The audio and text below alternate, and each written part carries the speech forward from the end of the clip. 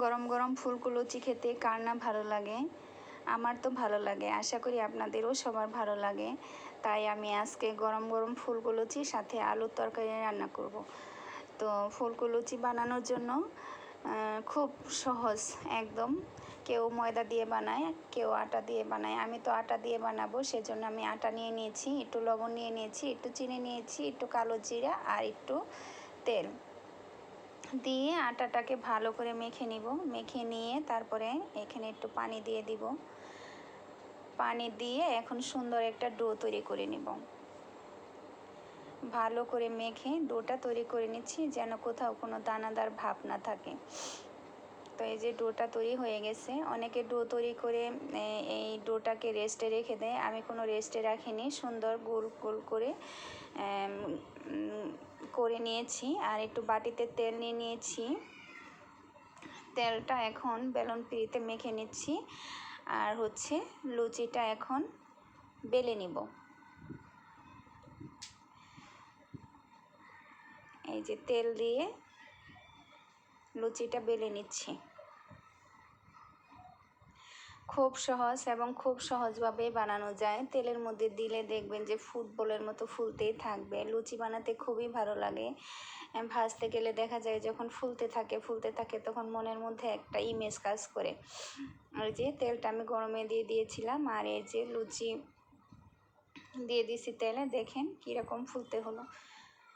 আমার যে কয়েকটা বানিয়েছি লুচি, তার প্রত্যেকটা লুচি কিন্তু একদম ফুলেছে। একটা লুচি 19 থেকে 20 হয় না। আর এরকমভাবে লুচি বানাতে খুবই ভালো লেগেছে। সবাইকে স্বাগত আমার চ্যানেলে।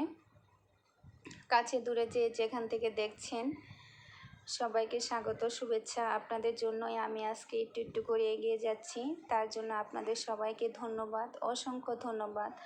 শুধু ধন্যবাদ দিয়ে ছোট করব না তা না, আমি চাই যে আপনারা আমার সাথে থাকেন, পাশে থাকেন। আপনাদেরকে সাথে নিয়ে যেন আমি সামনের দিকে এগিয়ে যেতে পারি।